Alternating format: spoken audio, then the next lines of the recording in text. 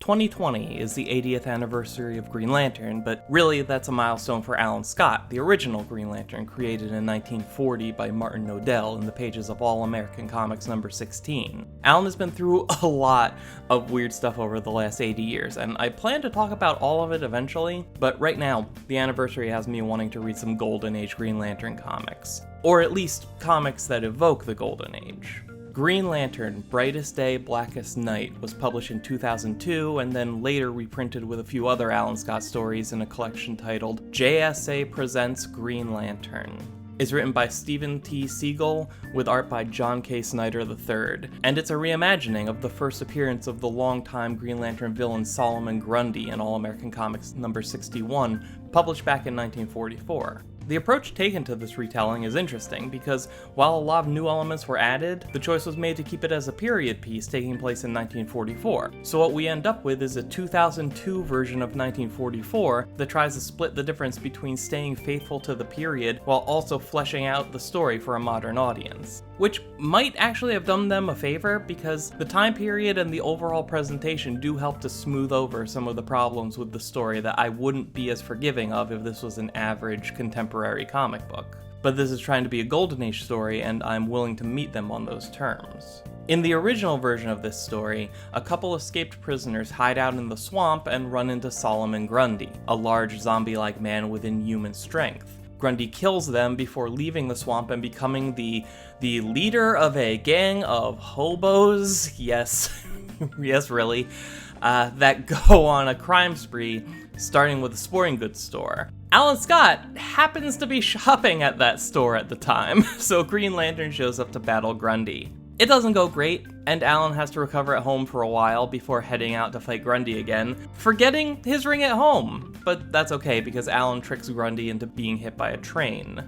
The new version of the story replaces the escaped prisoners with secret Nazi agents who hijack an airplane transporting a top-secret invisibility ray belonging to the US government. The Nazis crashed the plane in the swamp to make it harder for authorities to reach the crash site and give them plenty of time to escape with the invisibility ray, but all this activity in the swamp woke Grundy, who started attacking people until Green Lantern arrived. The United States President ordered the JSA to either retrieve or destroy the invisibility ray, and Alan was just the closest one, so he got there first, fighting Grundy and the Nazis at the same time. Like in the original version, the fight doesn't go very well, but this time Alan is able to trick Grundy into being hit by a train without having to go home and take a break first. You'd think Alan would be less eager to throw somebody in front of a moving train since his origin story is literally him being the only survivor of a horrific train crash.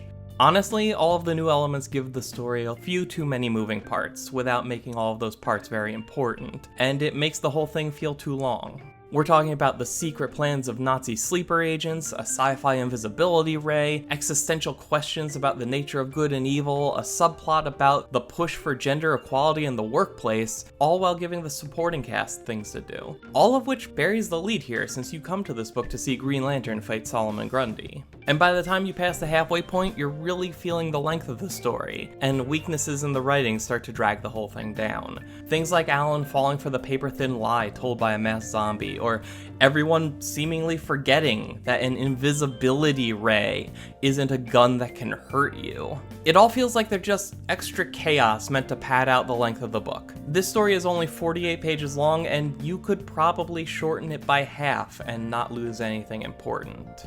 But the real reason to check this story out is the gorgeous watercolor artwork by John K. Snyder III. Not only does his work make this book stand out from most modern superhero comics, but Snyder's style really brings the most out of the setting, making the swamp feel eerie and otherworldly, where the bright light of Alan's ring looks alien and out of place in this messy and unsettling world. The whole book has a Burton-esque vibe that's enhanced by a willingness to use more cartoony character designs and exaggerate them for maximum effect. Grundy himself is a strong reminder that the thing that makes zombies terrifying is the fact that they're human beings who are twisted and distorted into something else, something primal and terrifying. This artwork makes Grundy just as menacing as the swamp he calls home, and that's saying a lot. Any page of this book would look amazing blown up on a wall. Hell, most individual panels would too. Even if you have no interest in reading this for the story, I still highly recommend getting it just for the art. And if you still want more, there's another one of these, this time about Dr. Midnight, and written by Matt Wagner, still with art by John K. Snyder III. I haven't read it, so I couldn't even guess what the quality of the story is, but after reading this Green Lantern book, I honestly don't care. I'm going to buy this Dr. Midnight book for the art alone. When all's said and done, I just think it's really cool that this adaptation exists. Updating old stories for a modern audience is nothing new to comics, but this is an interesting way to do it, and I kinda wish it caught on. Green Lantern, and maybe Dr. Midnight, play with comic history in an unexpected way while making room for unconventional art that deserves to be seen by more people. Regardless of any shortcomings these stories may have, I'd call this experiment a success.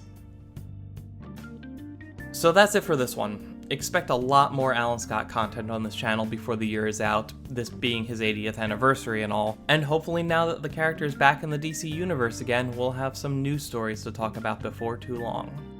In the meantime, I want to know what you think about Alan Scott, Solomon Grundy, and this weird experiment of retooling a Golden Age issue for a modern audience. Let me know in the comments below. You can also follow Mosaic Comics on Twitter, and the script for this video is available at mosaiccomics.blogspot.com. Links in the description below. Thank you so much for watching. My name is Dan.